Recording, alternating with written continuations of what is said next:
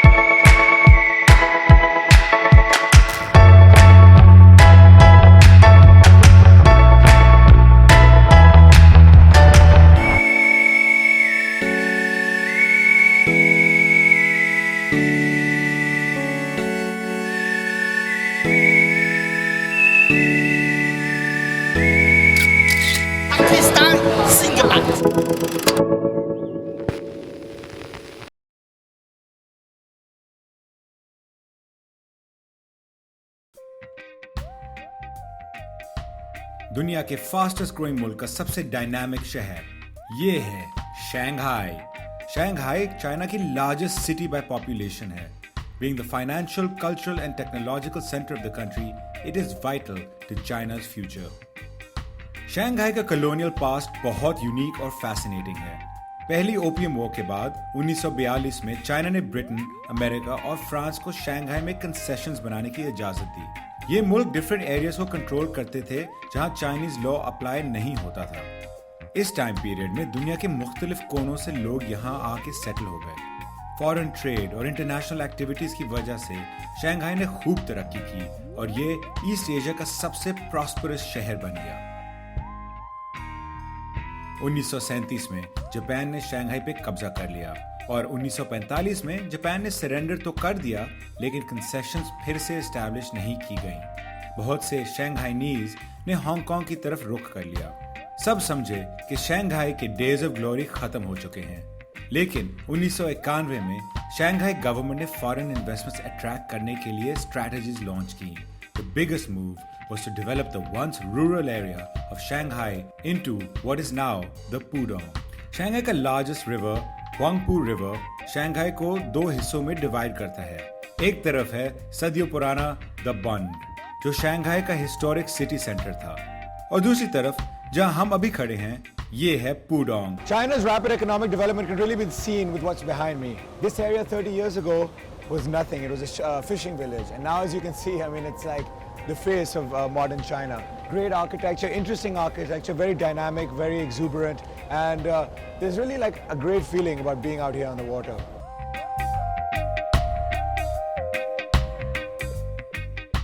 Shanghai की history की वजह से it is also known as the cultural center of East Asia.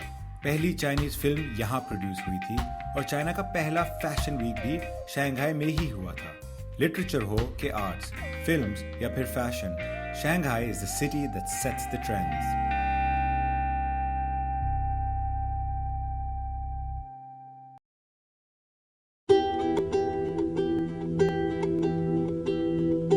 शहर के हलचल से कुछ फासले पे are the famous ancient water towns. Zhujiajiao इनमें से एक है। ये 1700 साल पुराना शहर अपने river canals, Quint stone bridges और पतली गलियों की वजह से मशहूर है।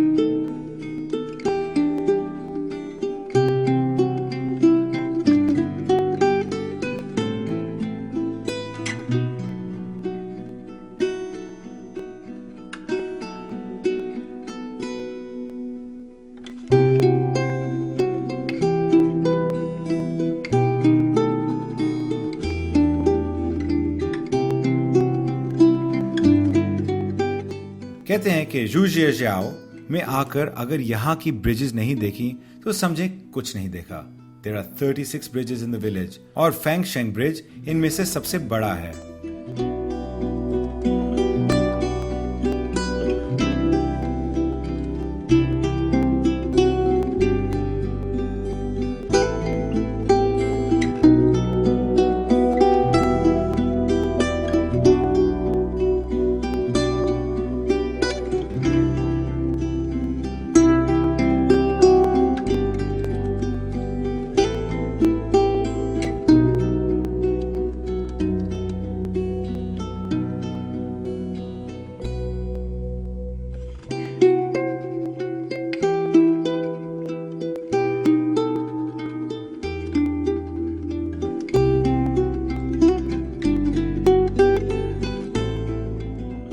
इस जगह में बड़ी इंटरेस्टिंग हिस्ट्री है। आप अगर इर्द गिर्द देखें तो आर्किटेक्चर बहुत, जैसे आपको पता है टिपिकल चाइनीज़ आर्किटेक्चर जिसके बारे में हम सोचते हैं, तो वो आपको यही नज़र आ रहा है। जिनके पगोडा स्टाइल है, बहुत इंट्रिकेट कार्विंग वर्क, और बस एक चाइनीज़ वेनिस लग रहा है।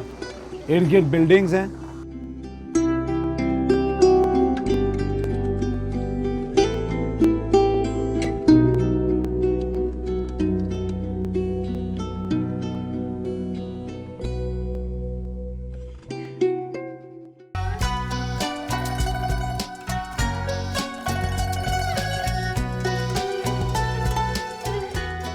तेज रफ्तार और मसरूफ शंघाई के सेंटर में एक खूबसूरत और पीसफुल गार्डन है। ये यू युआन गार्डन्स 400 साल पुराने हैं।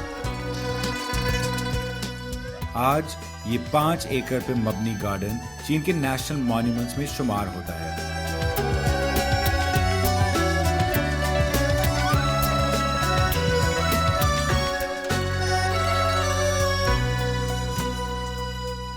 ये यू युआन गार्डन्स हैं और ये बनाए गए थे 15th सेंचुरी में, और जो एक्चुअली प्राइवेट गार्डन्स थे, और ये जो जेंटलमैन थे जिन्होंने बनाया था, ये अपने पेरेंट्स के लिए बनाया था उन्होंने, अपने वालिदैन के लिए। तो यू युआन का भी मतलब है प्लीजिंग गार्डन। जैसे आप देखें, जैसे typical layout of classic Chinese architecture, the pagodas, the details, the animals. लोग इसीलिए इसको देखने आते हैं कि ये एक टिपिकल चाइनीज लैंडस्केप जो पुराने ज़माने की थी उसको दिखाता है। हमें चाइनीज के प्लानिंग और डेवलपमेंट से सीखना चाहिए। इसी जगह को देख लीजिए। शंघाई की गवर्नमेंट ने यू गार्डन्स को यू युआन टूरिस्ट स्मार्ट बना दिया है। यहाँ टूरिस्ट के लिए gardens, temples, markets, opera theatres, T houses, museums और रेस्टोरेंट्स सब हैं। मैं ये यू युआन गार्डन्स में डम्पलिंग की लाइन में वेट कर रहा हूँ। बहुत लंबी लाइन है और चंद युआन का एक स्नैक है इनकी डम्पलिंग, लेकिन इतनी मशहूर है कि बहुत लंबी लाइन है मेरे पीछे। So let's hope I get it soon.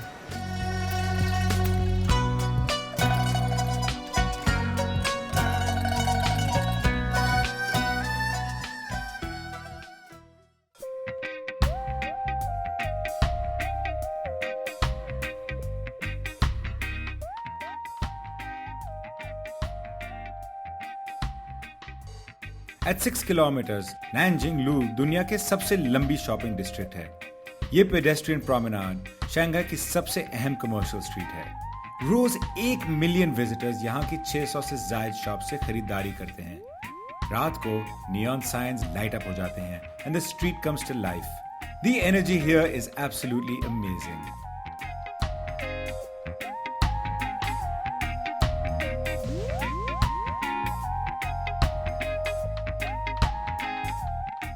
Locals और टूरिस्ट यहाँ शॉपिंग करें या ना करें, पर यहाँ की open air bars, abstract sculptures और स्ट्रीट म्यूजिशियंस का लुत्फ जरूर उठाते हैं।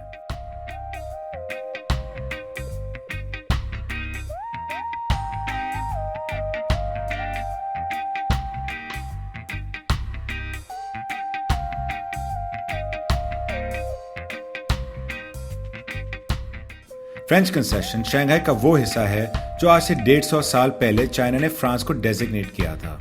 पुराने फ्रेंच कंसेशन की एक डिस्ट्रिक्ट जिनटियानडी है। Distinct east meets west style में पुराने घर, कॉबल स्ट्रीट्स और ट्री लाइन्ड एवेन्यूज इस जगह को एक यूनिक फील देते हैं।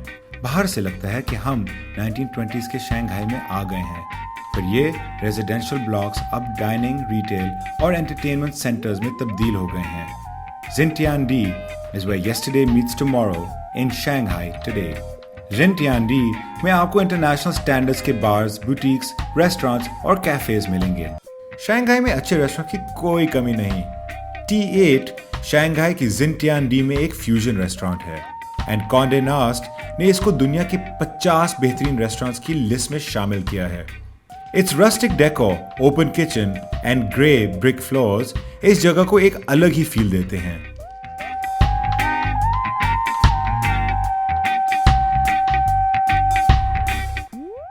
ये T8 रेस्टोरेंट है और ये इनका अपस्टेयर सेक्शन है और ये सिर्फ ब्रंचेस के लिए ओपन होता है, ब्रंचेस और प्राइवेट मेंबर्स के लिए। And open for event or for Saturday or Sunday brunch. right, but it's beautiful.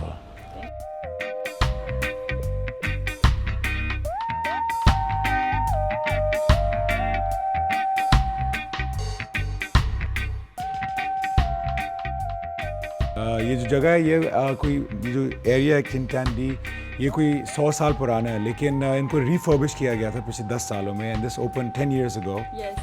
And लेकिन इसमें वो ओल्ड वर्ल्ड फील है जैसे old members club type feel है और I think it's time we eat, I am hungry.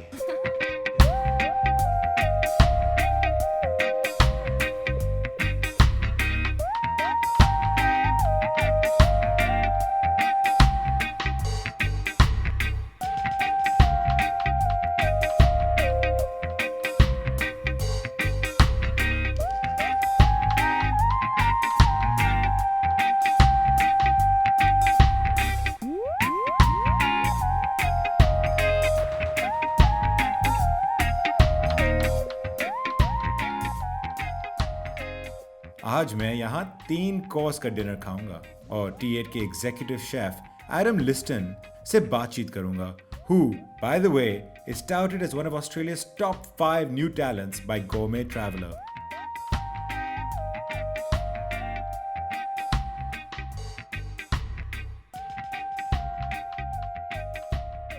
यहाँ का खाना तो मजेदार है ही, पर देखने में भी लाजवाब है।